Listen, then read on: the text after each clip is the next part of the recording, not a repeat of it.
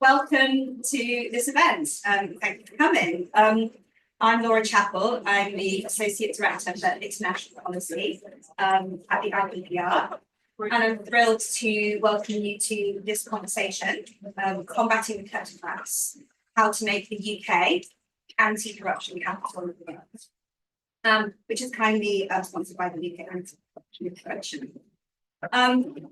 It's a bold event title. It could even be seen as provocative, because the UK is currently quite far from playing this role. The former Deputy Foreign Secretary Andrew Mitchell, shortly before leaving office, quoted estimates suggesting that 40% of the money laundered around the world is routed through London and the UK's overseas territories and grounded agencies. And that's notwithstanding the work to genuinely crack down on kleptocrats following Russia's invasion of Ukraine, and the stalwart work of many of the participants on this panel. So, why this title? It deliberately echoes the language used by the Foreign Secretary, then Shadow, at IPPR's event on kleptocracy in May. And it's based on the insight that if the UK currently is part of the problem, it provides the UK the possibility of playing a radically different role. One where we no longer enable kleptocrats and accept short-term economic benefits for the few at the cost of undermining democracy, the rule of law, and the building of economies that serve the many and not the few here and internationally. So, I'm thrilled, therefore, to welcome to the panel 5 people who are in a position to help guide us as to the steps the UK should take to transform its international role on illicit finance. So they are, to my left, Stephen Doughty MP, Minister of State for Europe, North America and the Overseas Territories.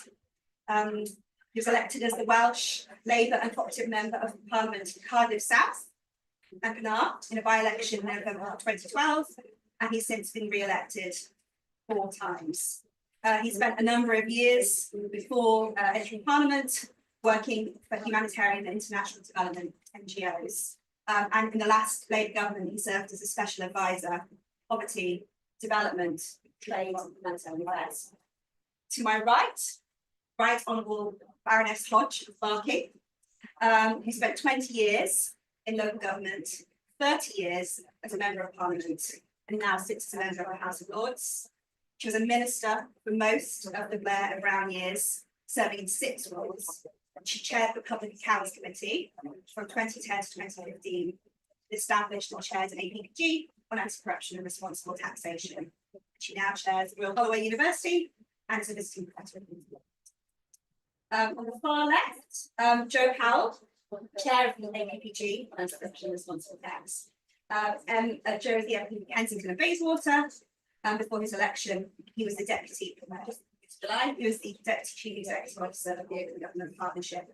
He's also the co-founder of Kensington Against the Dirty Money campaign. Between the Minister and Joe, Duncan Haynes is the Director of Policy and Programmes at Transparency International UK. He leads the public policy, business intelligence and research teams for Transparency International UK, which is the British chapter of worldwide anti-corruption movements. A former Member of Parliament, in addition to his constituency work done for the parliamentary aid, Deputy Prime Minister of the Senate. And finally, on the right, but very much not least, my colleague, Dr. Parth Patel, Principal Research Fellow at IPPR. And Parth leads IPPR's work on democracy and politics. His research involves studying why public policy is more responsive to some social groups than others, the causes of populism, and strategies for social democracy in the 21st century. And Parth is also a doctor in the NHS. So I'll come to each of you in turn. We've kept the scope of the event deliberately broad, so please bring to the conversation what you think is most pertinent. But we'd welcome your thoughts around the following 3 questions. So, first, how will this government build on progress made by the last government on combating illicit finance?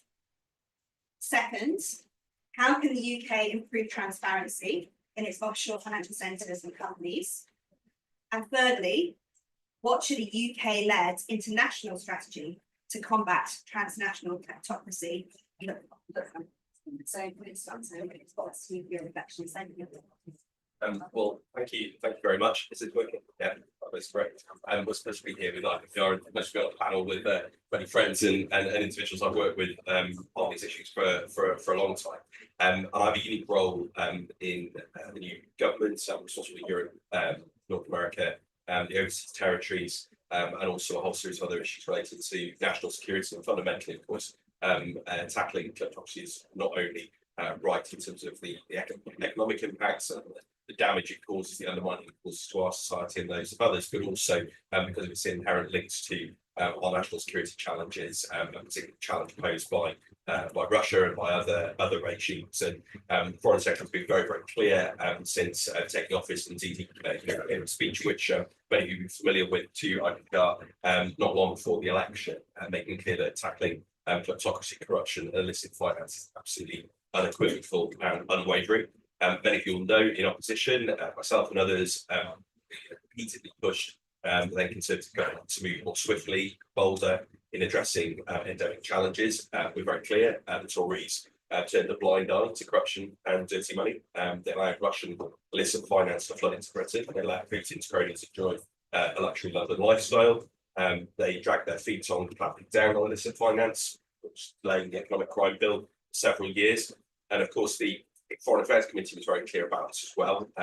They published a report in the last Parliament that was very clear that they felt the government had been sluggish, piecemeal, and passive in response to the challenge of Russian finance. And in the time that it took to bring in some of the reforms regarding Companies House, slap suits, or proper investment in law enforcement bodies, oligarchs, kleptocrats, and others were devising ways, of course, to retain their wealth and move it if necessary. So that sluggishness, that lack of progress under the last government meant that we lost huge amounts of resource, and individuals were able to continue to fund their lifestyles, but also ultimately money flowing back to Moscow and elsewhere. It's also a sad fact. It took a war in Europe and the real exposure of these activities within London to see any kind of action. These were things that the last government should have acted on much earlier. We of course recognise the huge value that the city, our financial services, our legal services, and others bring. That's a crucial part of the UK economy, engine on which our economy depends. And of course, we work with partners. Rachel was very clear in her speech last night. We're a pro-business party. The party that's going to work in partnership with business. But of course, our competitiveness, our leading role in the world also depends on our reputation for having the highest financial standards, particularly when it comes to transparency. And there'll be many statistics bounded around, but one of them that always stuck with me is that the amount of money laundered allegedly through the UK annually is larger than our entire defence budget. So, just to give you one stark reflection there of the challenges this poses. When you look at the enforcement side as well, under the Tories, we saw a complete lack of action. Money laundering prosecutions created 44% between 2011 and 2023. Conviction plummeted by 42%. We saw, of course, the Russia report failed to be implemented. And of course, it's not just those links to hostile states, it's also links to transnational organised crime, to people smuggling, to trafficking, to other organised crime across borders. And of course, if we don't show the high standards, if we don't work to clean up our own backyard, we've also got a challenge there when we are working with our partners and the overseas territories, which I have responsibility for, and indeed the Crown dependency. So we've been very clear that in expecting the highest standards of transparency, expecting progress in our OTs and CDs, that's also a job for us and for us to get right. Because if we're going to move together as one family, we have to recognise where the failings have been, and they've been across the piece. I think one thing I would just say in relation to our overseas territories and crown dependencies, I'm sure it will become a lively part of this debate, is recognising that there is nuance here. There has been progress in the number of the OTs and CDs, not as far as certainly I would like to see, but we set out a new agenda for working, particularly in Foreign Office, with the overseas territories. I want respect to the regional autonomy, working in partnership, nothing about them without them.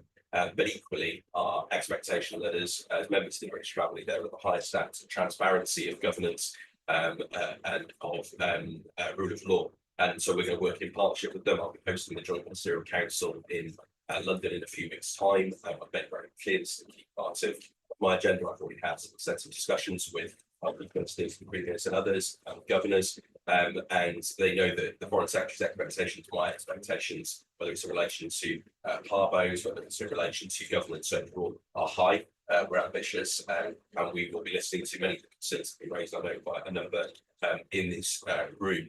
We also, of course, need to be looking at the implementation side. I'm working with ministers across government, including colleagues of the Treasury and elsewhere, looking at the role of the Office of Financial Sanctions implementation, looking at our sanctions regimes overall, how they're operating, who they're targeting, and fundamentally whether they're driving outcomes, because we can have the most wonderful sanctions book in the world, but if we're not actually implementing, if we're not actually deterring, if we're not actually bringing people to book, then we will remain huge challenges. And again, it's not for me to comment on future sanctions designations. You will entirely understand now as a government minister, but our ambition is high.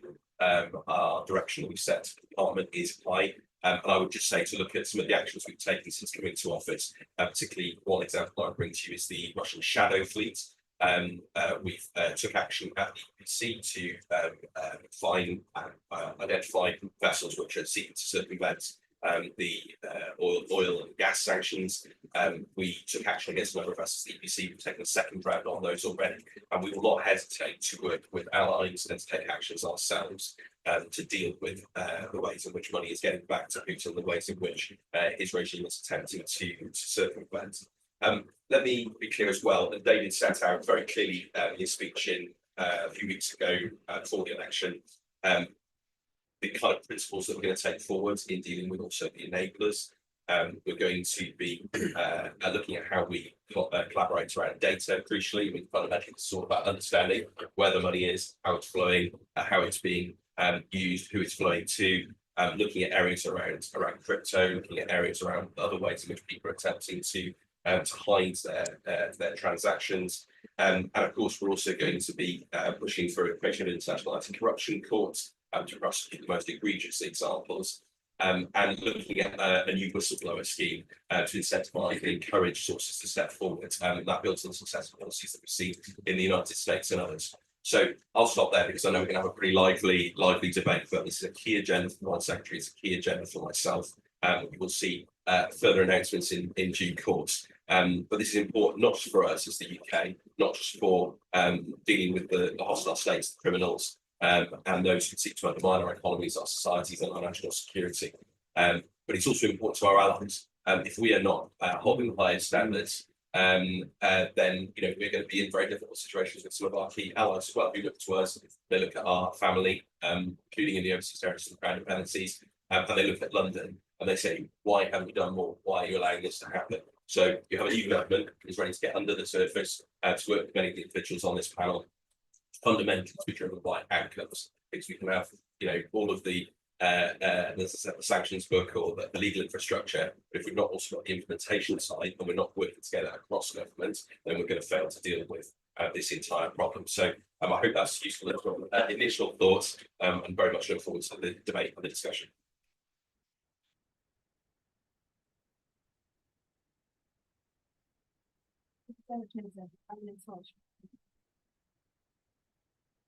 I'll get used to this new name. I can tell you the only difference it made when I arrived there was I realised that I was starting to feel young again. It's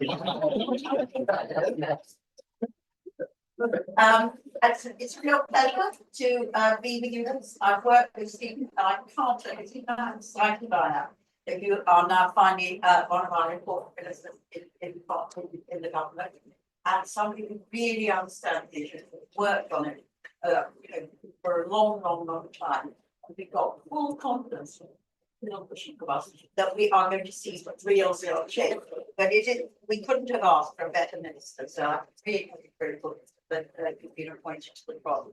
Now, I just wanted to say one other thing. I think what's been interesting working on this for over now probably a decade or so is I think it's been one of the greatest successes with public policy that has involved politicians, because we've worked right across the political spectrum. We've gone to support people you wouldn't dream of thinking would be on your side. I always remember a conversation with a Conservative I was trying to persuade to support us on the overseas dependencies. And I looked at his CV as he came in the room, anti-Brexit, pro-Brexit, anti-Europe, he was anti-abortion, he was anti-gay, right? He was anti-absolutely every value that I believed in. I thought, what am I going to talk to this guy about? And then I saw he was anti-Russia. And that, and he supported us when Andrew Mitchell and I took the amendment. But that would be good. Working with the NGO sector has been really important, that sort of coalition. And working with the investigative journalists with whom we could have not managed. The work that a lot of them do, we are covering some of the worst excesses of the economic work. That's the first thing I want to say. We've got to hang on to that. I think it's really precious. And as we move forward, keep that coalition going. And the other thing is, I'm so delighted Joe this week enthusiastically taken over this APG. It's one of my worries that we want to, we're not nearly there. And then there's been a new group of really committed MPs who have already divvied up the work between them, so they're going to be much more efficient and effective than we ever were. And thank you, Joe, for doing that. And I know we can do great things. I've still got a picture of you and I standing up from outside a property in Chelsea, saying who lives here. In my study. So that's all. So we did a lot, we achieved a lot, but there's a but. And I told them to concentrate on a few things that matter. What have we really got to do? We haven't started to transform Britain from being the jurisdiction of choice for economic crime and dirty money into being a jurisdiction that is trusted on financial matters, which is hugely important to our economy. It becomes a jurisdiction of choice for the much more good money that is living around the economy, choosing Britain as a whole, and that will enable our financial services to flourish. And that must be our aim. And I think with the coming of a Labour government, certainly in my lifetime, this is going to be the once in my lifetime opportunity to really turn the tank around and to implement some of the pragmatic and practical ideas that we have developed over the years that I think could start shifting. What remains to be done? Well, it's still a massive sum of money. You can take what you like, 15% of GDP, 350 billion pounds a year comes through Britain, that is dirty money, that is comes in Irish money laundering, fraud, with economic crime. Whilst we tightened up on regulation a bit better than it was, if you look at enforcement, we are still pathetic. And in 2022, we managed to impose fines of 250 billion pounds. Whilst in the same year, the Americans on just one bank, got to $2 billion. Dollars, I think that must be dollars for defrauding activities that the bank has been engaged in. It impacts on our reputation. The Americans now put us in the same level as Cyprus in a high risk jurisdiction. It affects our democracy. We did a lot of work on the way that the Tory government in particular was funded by Russian oligarchs putting their money in. Although I have to say on the Labour side, there was some Chinese money that came into Labour people too. And I don't think we even touched the surface of that, but we've got to over £3 billion going into Tory coffers in 1 year alone. And it allows kleptocrats to steal from their communities, whether it's in Russia, whether it's in Azerbaijan, whether it's in Uzbekistan, whether it's in Nigeria, wherever it is across the world. We produced a manifesto at the end of the government with all parties. So it's one that I hope that Stephen, you can pick up and work with your colleagues on. And I think what's most important. And I think I would take 3 things. I think dealing with our own tax rate, consistently the priority one. We have got representatives here for some of the crown dependencies, but I put together both the overseas territories and the crown dependencies. You only have to look at the leaks that we got down the years to see what role these are British overseas territories and crown dependencies played to facilitate money laundering, economic crime, and fraud across the world. Just in the Panama Papers, half of the entities that were cited in those papers had a home in one of our overseas territories. In the Pandora Papers, 2/3 of the companies that were cited in those papers actually were registered in the BVI. According to Tax Justice, the UK and our network of overseas territories and crown dependencies are responsible for over a third of global tax losses around the world. And those tax losses impact most on the poorest countries. So there's a really important thing. And we're allowing kleptocrats, for example, buy properties here, there, and everywhere in the UK through companies of trust, mostly registered near overseas territories. Favorite characters like Usmanov and Andre Gurila.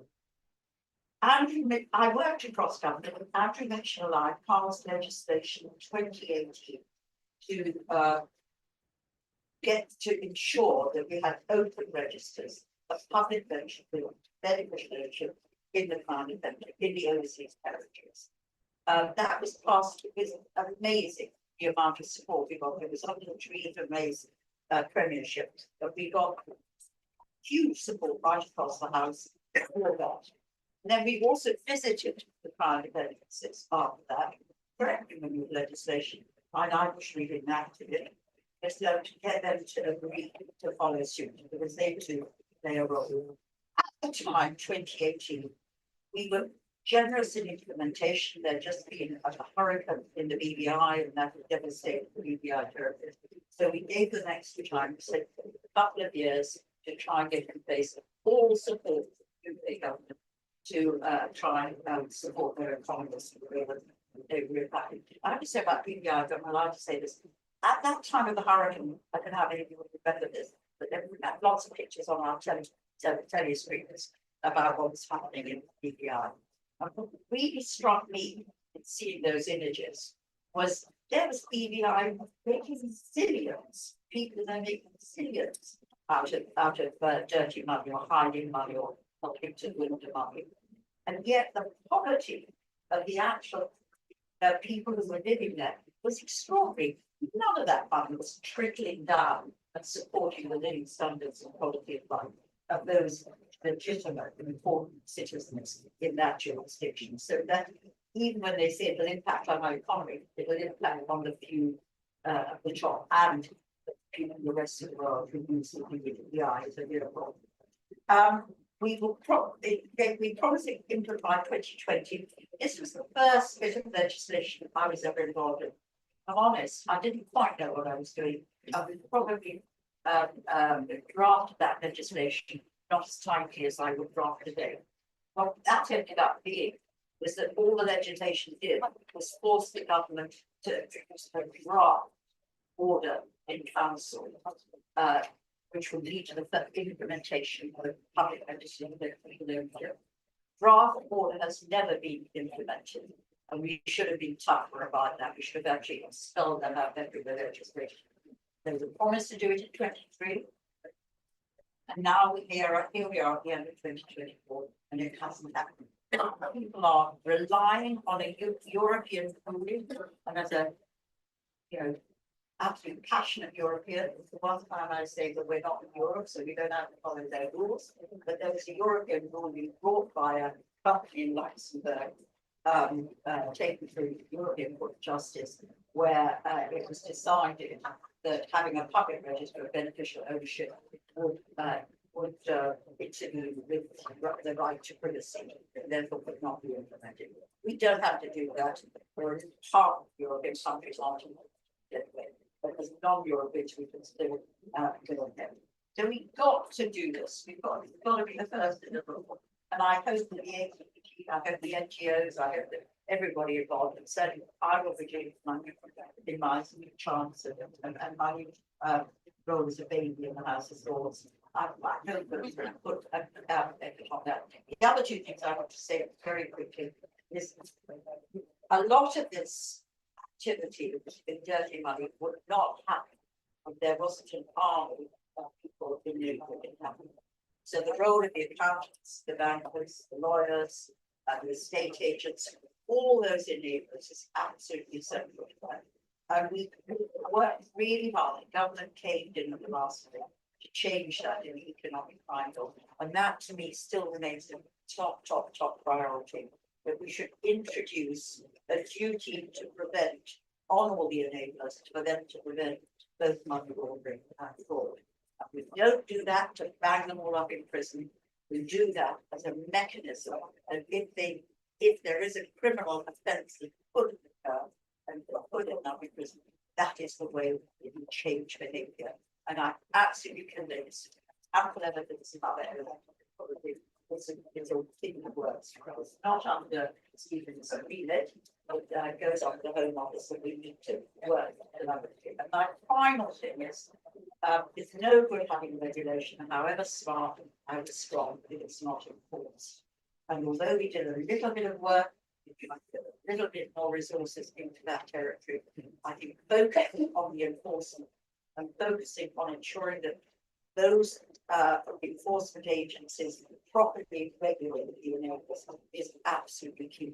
So those would be my three priorities, just for starters. Just for starters. But this is a unique opportunity we have now. We've got a massive majority. Everybody thinks this reform is politically uncontentious and is really, really now should move from theory to action.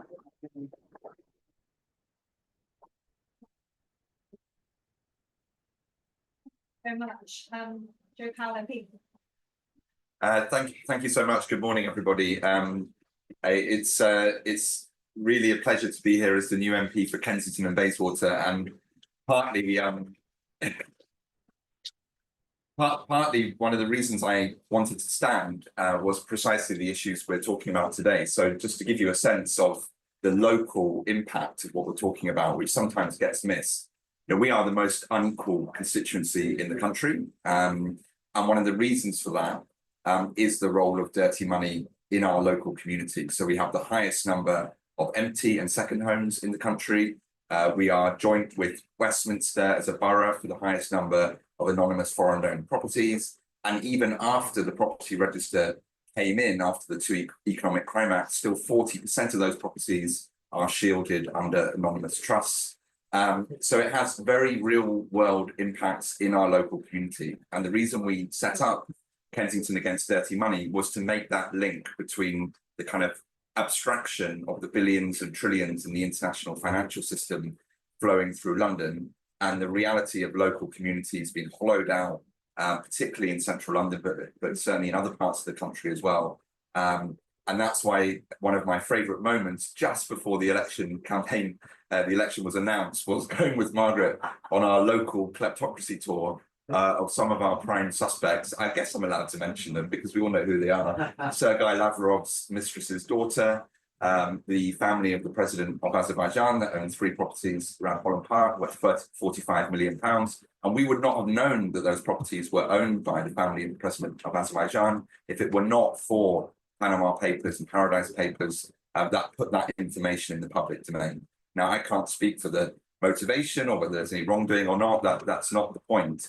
But it can't be right that we don't have that information in the public domain over who owns and controls properties in our community. So we were trying to make the connection on the doorstep. And as Margaret says, this is actually an issue that brings together people across the political spectrum from all sorts of different angles. But the community angle is that we want our communities to be vibrant. We want people to have access to housing. We want local businesses to have customers. And of course, that's not, again, not saying that people can't own property here. That's not the point. But the scale has clearly has clearly gone beyond any sort of viable kind of foreign owned property legitimacy. So since and then the day before, literally the day before the election was called, we had this fantastic speech from the Foreign Secretary to IPPR, in which he laid out a 6-point plan for tackling dirty money, and the headline was to go from London being the dirty money capital of the world to the anti-corruption capital of the world. And I thought that was a great headline commitment, and there were lots of people in this room who helped inform that speech. And I really hope those that plan will now be put into action. The other really positive thing about the election is we have an incredible group of new MPs who are really interested in this agenda, some of whom are in this room. So spanning all the way from the fraud agenda. Fraud is now the biggest single crime that is committed in this country, to tackling the enablers, to whistleblower protection, to anti-slaps. We've got an incredible group of new MPs that want to lead on this agenda. So I think we can be reassured that there are lots of people coming in to fill Margaret's very big shoes to take this forward. So just to give you a sense from the all parliamentary group on anti-corruption, kind of what's on our radar, and it is a very broad agenda, and I think the skill here will also be to try and pick a few things that we can get done early on. So firstly, on the property register, the foreign owned property register was post the full-scale invasion of Ukraine, a cross-party achievement, but we know that there are still too many loopholes in it. So as I said, in Kensington and Chelsea, 40% of those properties are owned in trusts. There was an ongoing consultation that was due to report, and then we have the election. So that is sitting on ministers' desks, and obviously our hope and expectation is that the trusts will be that we will have that information on trusts, and that would complete the property register in terms of the transparency side. But we also know that it has to be implemented, so that's kind of resources for Companies House, for the enforcement agencies to then take that information and actually turn it into accountability. So if there is suspicious activity, giving them the resources that they need to follow the money, so that it's not just a register by itself, but it actually leads to the real world impact that Stephen was talking about. The second piece on the enablers, which Phil is here, is leading. That's things like the anti-money laundering supervision. That was another ongoing consultation that kind of was due to report. Then we had the election, sitting on ministers' desks at the moment to think about how we improve the anti-money laundering supervision for the city. And again, I would strongly make the case that this is not a choice between growth and regulation. Dirty money is not productive capital. It's not stimulate growth. We can have growth without dirty money in the economy. So I think we need to take that argument head on when we hear it from some of the professional services that make that case. Whistleblower rewards as well, as Stephen mentioned, that's an integral part of that agenda in terms of tackling the enablers. And then thirdly, we have a whole kind of broad collection of issues, I guess, around strategy and international collaboration.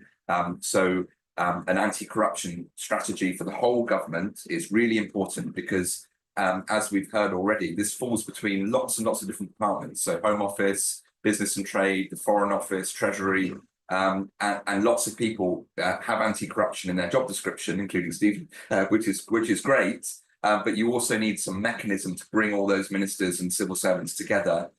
In the past, of course, we had the anti-corruption champion. I hope that might come back. But you do need to encourage that cross-departmental working. I know it sounds that exciting, but on an issue like anti-corruption, it does really make a difference.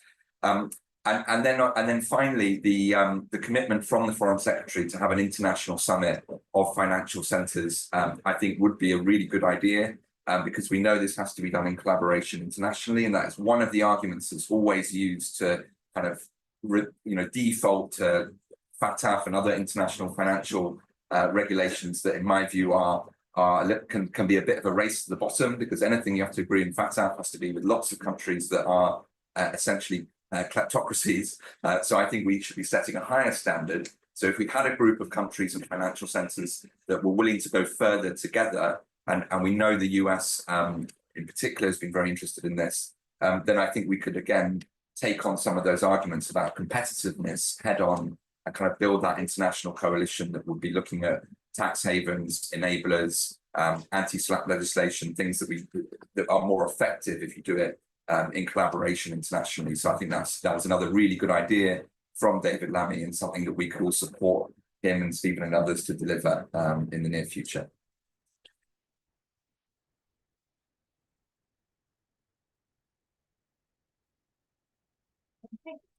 Thank you, Laura, and thank you to our panel, who've already given Stephen a really hefty intro.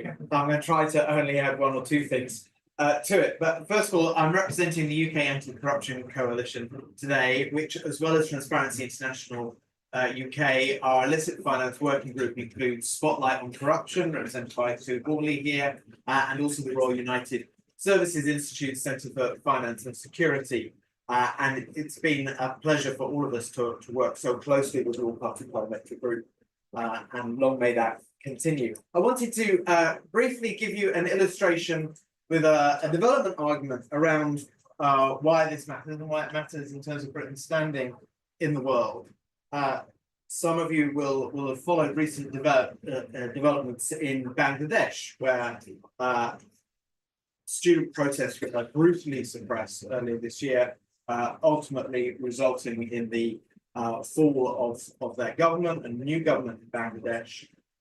Earlier this year, our investigators and the kind of journalists that Margaret was talking about using the new Register of Overseas Entities in the UK, identified 350 properties here in the United Kingdom worth at least £200 million between them, owned by the Minister of Land and Housing in Bangladesh on a supposed salary of £10,000 a year. And so when you have a country where unemployment has been rising rapidly, where opportunity is restricted to certain families in a manner that we just wouldn't tolerate here, where the currency has suffered because of the poor governance of banks that themselves are exploited by political appointees on their boards, and you then see politicians not just getting wealthy, but then taking that wealth and hiding it in Britain. You can understand why people around the world are absolutely disgusted that Britain is part of their own world. And we've written to the Foreign Secretary asking them to use anti-corruption sanctions ourselves and Spotlight on Corruption to freeze those assets, so that the new government in Bangladesh might have an opportunity to use them as leverage in making sure that the debts of those banks don't go bad, and help rescue their economy. And it's not just the UK, of course, which is part of the problems. We've heard offshore financial centres have also been part of the problem. We published a report some time ago now, Cost of Secrecy, in which we looked at financial crime over 20 years, and worth about £250 billion worth of economic harm over that whole period, which by the way is more than the total value of UK overseas development assistance during that time. There were over 1,000 companies registered in the British Virgin Islands that were part of those financial scandals. We've heard a lot of asks of the government, and I really welcome the 6-point plan. You'll notice about half of David Lamy's 6-point plan is matters for other parts of government, not the Foreign Office. And it's really important that we have a cross-government approach here. David clearly understands the importance of that. The government and law enforcement and the financial services sector have a public-private partnership with an economic crime strategy board. But they have seen how, for many of these frauds, including the kind of many of these crimes, including the kind of frauds which affect ordinary citizens here in the UK, have an international nexus. we need to have the Foreign Office, you, Stephen, but supported by your officials, plugged in to this economic infrastructure board so that we can really join up government response. There was one thing in the government's intro which hasn't been mentioned yet today, which is a consultation nearly a year ago now it closed into the reform of the supervision of the professional bodies that supervise professional services for anti-money laundering rules. We currently have over 25 bodies, many of them conflicted, who have the role of supervising the professionals. We believe that needs to be substantially consolidated into a body directly accountable to the National Treasury, so that we can really start to have effective supervision in order to prevent the respectable figures in suits in London often from being part of this problem as well. So Stephen is absolutely right that we need to work together in partnership to solve these issues. I think it's really important that we don't go at the pace of the slowest. You were right to say that there is nuance here in the overseas territories, and they've set different timelines in their own commitments to the British government. That one hasn't even quite set a timeline. The BVI's is the slowest from what I can see. We can't afford to go at the pace of the slowest. We need to encourage everyone to move forward on this agenda as quickly as possible. And I hope with the prospect of this summit of international financial centres, we have an incentive there for these partners, these members of the British family, to come to that summit, to report on the progress that they've made, and to show the rest of the world that transparency builds a reputation on which to build a business.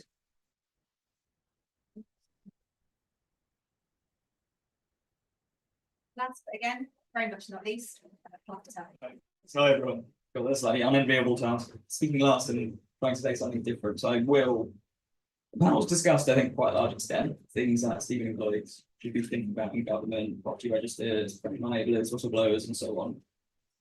I'm going to try and take a slightly different tack. But if the problem here that we're talking about is embedded in our political economy, then the solution has to be to, right, whichever part of British political economy you look at, who owns that house or that company or donates to that political party, we're finding this issue is that you just don't even have to scratch so hard and you can see it's there. De-embedding that is obviously really, really hard, but it's something we have to do. It's something everyone is clear in this room we have to do, because we broadly, the UK, London, and its overseas territories and its counterdependencies are at the heart of this global corrosive trade. So, I mean, when I think about what happened under the last government and the previous parliament, the work of Margaret and colleagues was so vital. But what they used, what powered that movement, was something quite significant in the world changing. It was Moscow's invasion of Ukraine.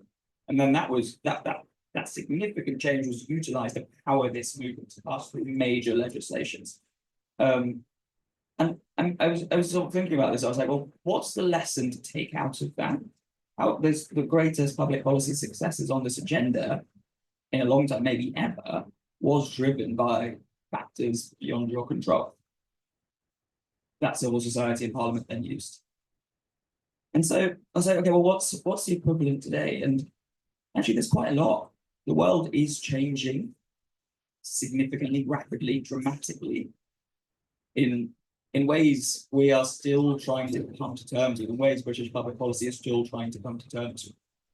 Sort of, I was on a panel with the Foreign Secretary the day before yesterday, and he was saying something like this. We were talking about why, after decades of moving rightwards in economic policy, have centre-left parties suddenly U-turned and embraced broad industrial policy and all this something. And he said, well, the reason is like these two things. First of all, we've got a planet on fire that is inhospitable to our children and to people in the world today, and that demands a larger planned transformation of our economy. He said that because of new forms of geopolitical instability, wars around the world, and great power rivalry, the price of keeping the lights on in here, or the bread and the sandwiches out there, or even the price of this, we shouldn't we can't let that just rely on people we don't trust anymore, countries we don't trust anymore. And that is why this government is trying quite hard to change British economy, right? We're seeing for the first time, like, much greater state direction over the economy and embracement of broad industrial policy, a very different approach to foreign policy that blurs lines of domestic and foreign policy. And so my point here is that that's a really big opportunity, or it's a really big risk, right? Two features of this new economy the government's trying to do. One, much greater state direction over the industries of the future. That means probably a lot more state procurement. It definitely means more public investment. We saw the Chancellor make sounds about that yesterday. The Foreign Secretary also laid out a very different kind of internationalism. Like, let's not rely so much on partners we don't trust, but also a very different approach to the global south. I think that's quite interesting too, right? And so I think if you play out the next few years, there are potentially two futures. There's a low road where we see this different kind of state interaction with the economy, and it doesn't go so well.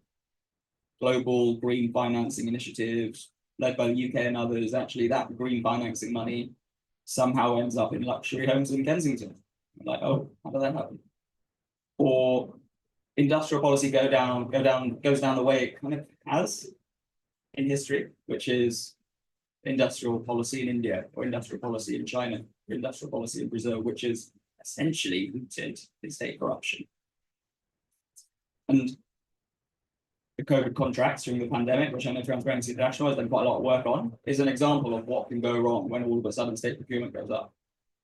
Right? But there's a very different kind of future. There's a higher road, and this is the road I think we should be trying to take and be quite clear-eyed to take, which is that actually you've got this opportunity here now where you're trying to change British political economy, and therefore you have a really clear chance to embed anti-corruption at the heart of it.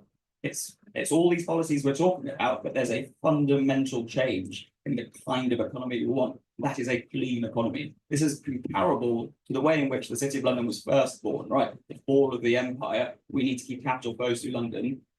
Let's go for that kind of financial services. I think we're in a moment like that now. And so I think the ask here that I'm suggesting is actually let's be more demanding. Let's go beyond just the list of things we've just read out and say, actually, if the UK is going to get a new growth model, it's not just green growth, it's green and clean growth. And what does that mean? I think that's a really interesting question to do. And I think we have to ask it. I think the risk is if we don't ask it in that way, we might sleepwalk into a different kind of economy where the state has a much more active role, but corruption is strife. And I think that's what we need to avoid. And I think the US, actually, over the past couple of years, is a really good example of an administration that is doing all these things. It's embraced broad industrial strategy. It's a very different kind of internationalism, and really clear, quite sharp state enforcement on some of these questions. Don't really know what will happen in November, but I think there are lessons there that we can take. And I think to sum up, the world is changing. Britain's economy is changing. We need to see that, and we need to use that to propel the anti-corruption movement.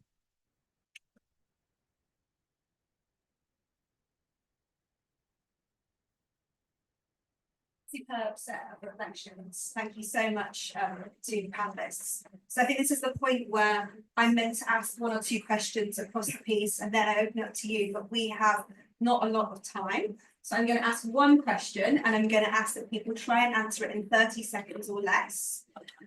Sorry.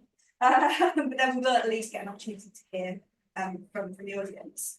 So I'm struck by the sense that we have ideas put on the table, that we have a sense of momentum from what can be achieved. I mean, we even have a 6-point plan. So in lots of ways, we're really sort of moving forward with this agenda, and credit to all the work that's been done by the members of this panel. But as you laid out, Baroness Hodge, it's turning a tanker. It's a tanker.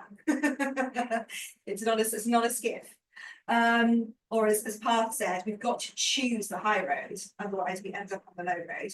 So I wanted to give you the opportunity to unburden yourselves Like, what do you think is most likely to go wrong in turning the tanker or finding the high road? And what do we do to prevent that? Minister, apologies, 30 seconds. Well, I mean, you're right, the ambition is high, and we are making steady progress already since the announcements and agenda we set out. The one thing I just do have to be clear with all players in the room is, we're also a government that believes in the rule of law. So whatever we decide to do has to be based in a firm legal foundation, because otherwise you undermine it from day one. It has to be consistent with our wider domestic legal obligations or international legal obligations. If we'll change things down the line, we will do that. But these things don't happen overnight. And we ensure that every step that we're taking is based on those very firm principles, because otherwise we know the types of litigation and other activities that those who seek to evade these things will engage in. So I would just say, it's important to have based on that principle. That was literally 30 seconds. Thank you so much. Very responsive.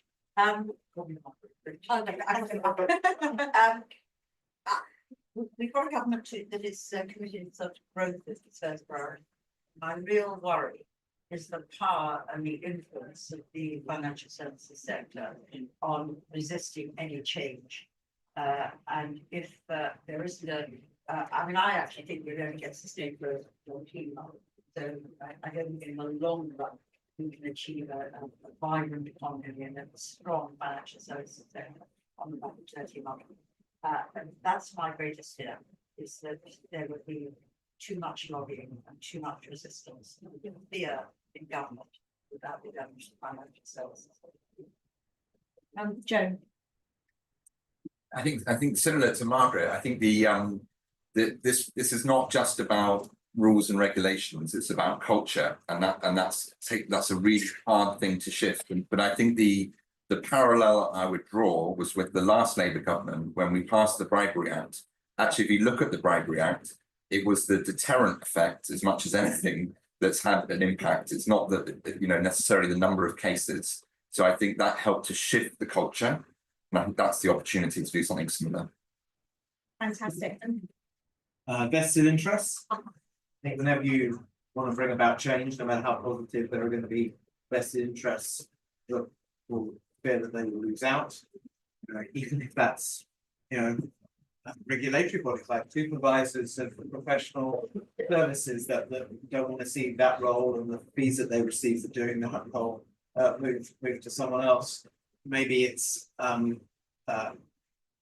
jurisdictions that have relied upon the income to their governments from people paying company registration fees that they're worried might dry up. There will be best interest that will try to slow the pace of change or even obstruct it, and it's really important that the government is clear-eyed about where people are coming from when they voice opposition and when that's voiced out of self-interest, and make sure that they make decisions which strategically and collectively in everyone's best. Fantastic.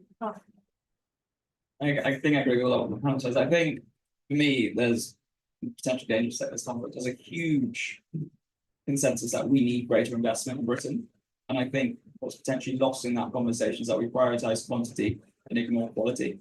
And quality investment really matters, right? We've got the National Wealth Fund that's going to invest money in trying to source in 3 times the amount of private capital that comes with that. I think we need to be really clear about where that money is coming from. Fantastic. Thank you so much to all of you. Okay, let's open up for questions. Again, I'm going to ask you to try and keep this short because we don't have long. Okay, lady over here, and then that's the same.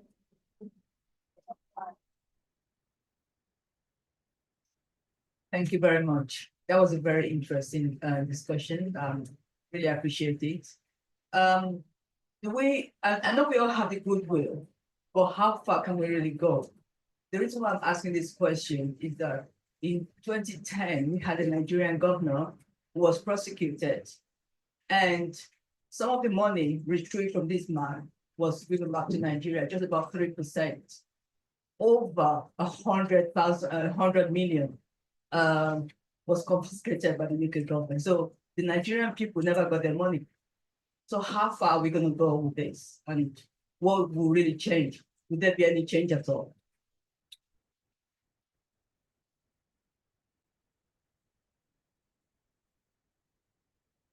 Hi there, Max Hodgson from the Wall Street Journal. I had a question for the minister, two questions actually. The first one is on the confiscation of sanctioned assets in the UK. Obviously, the last government was very reticent to go down that path. Are we going to see a change in tack now? And secondly, a more specific question about the fate of £2.5 billion of Roman Abramovich's money, a sanctioned individual who was allowed to sell his asset and keep his wealth on the premise that he would donate it to Ukraine, but so far has not done so. Is that going to change soon? Thanks. One more.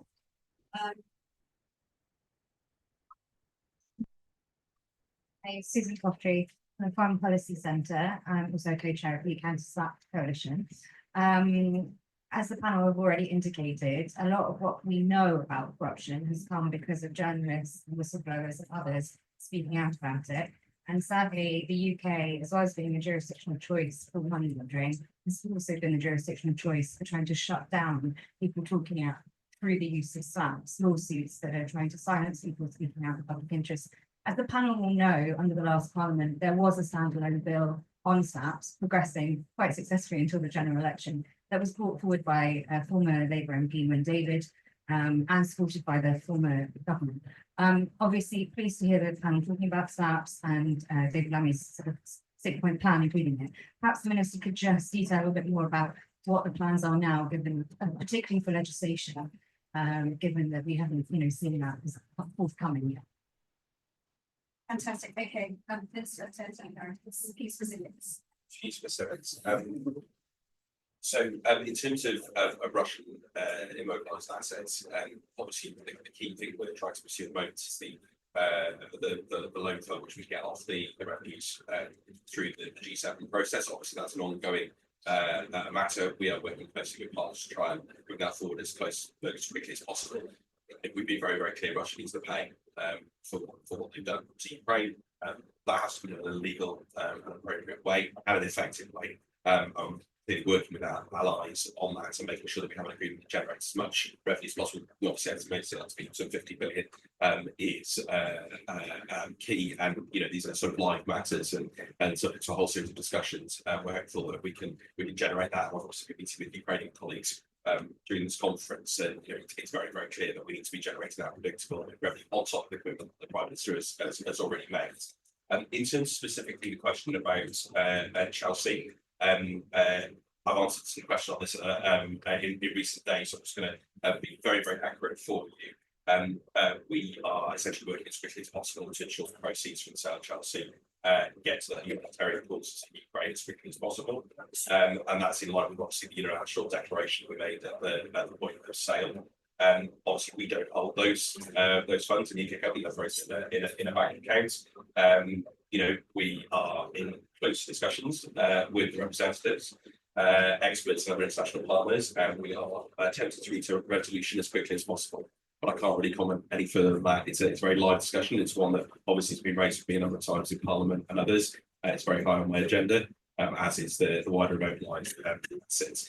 And I'm going to be on SLAPPs. I mean, beyond the sort of principles that I've set out and the recognition of the important work Wayne and others in this panel have done on this, I probably won't go into any further detail at this stage. But I have seen these used in so many different respects, including against colleagues who have been and journalists and others. But I think one of the most egregious examples that we saw was, of course, what happened in the last government with. An individual being, flown out by Mr. Prigozhin, now deceased, to sue a UK journalist. I mean, an extraordinary situation. And for journalists, politicians, and others to be put under that kind of pressure is a hugely issue within our democracy, and quite frankly within other democracies as well. And we know that it's been used every single tactic to avoid the truth coming out and to personally intimidate others and to cause huge financial costs. And we need to move forward from that. But I probably won't go into any further detail at this stage. In terms of that wider question about money being returns. I mean, obviously it depends on the individual cases. I'm not familiar with the exact case that you referenced, but I mean, as this is a huge development issue. This is a huge issue for countries, a huge issue for our MC territories, and it's a huge issue for the UK. This is all money that is lost from other productive purposes in our societies and economies. And if we don't get to grips with this challenge, obviously the money lost from Africa dwarfs the money that's being given in aid. In general, I already make the reference between the comparison with the defence budget in the UK. Those stories should be stark enough in themselves to find collaborative international action on this. Thank you. In an attempt to get another round of questions, I'm going to ask the panel, there's one or two people who want to either come back on slaps for how far we are willing to go. Otherwise, I'll go out for another round. Okay, let's do another round. Yeah, and then there, and then back. Good morning. My name is Patrick Stevens. I'm former head of international at the Crown Prosecution Service. I think that the point about joined up government is absolutely essential. I think it's very sexy, Joe. I think it is a sexy area of policy because I think it's absolutely essential to this. And so I would commend that to everybody as an absolute prerequisite, and it has disappeared under the last government. The role of soft power is essential to get policy and operational delivered. And I think that's something, and I would commend the work that was done under a former DPP who went on to some career in politics that delivered strategic joined up criminal justice development as something that delivered both policy and operational joined up government and delivered incredible soft power. I fear it has disappeared at the moment. It's being done at the tactical level, but not the strategic level. And it's something that government really seriously needs to think about as one of its most effective vehicles to join this stuff up. Private-public partnership we need to think, what do we really mean by that? At the moment, it seems like it's the public telling the private what it needs from it, rather than actually a partnership. And there's a lot behind that, but I'll leave that point there. And sanctions, I think the example has been given behind, but I think what is the end game for sanctions? At the moment, it was a great important thing. What next? Because what do you do with the money? Those are the points I'd make quickly.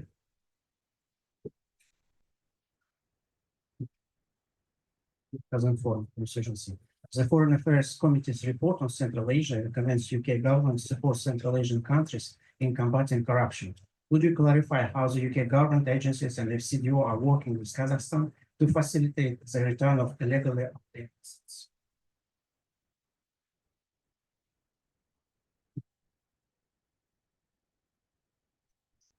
Hey there, Peter Gagan from OCCRP and I write to Democracy for Sale Substack. I just want to ask about, obviously, kleptocracy is an international issue. Susan raised the issue of slaps there, which is very important, both in a UK context, but also internationally. London is the home of a huge enabling industry that includes lawyers, includes PR people, actually, unfortunately, includes journalists sometimes as well. How much are we thinking about that? And are we thinking about not just the legislative context for the UK, but also how the UK's, what we can do legislatively in the UK that will impact internationally? Fantastic. So arrange the question.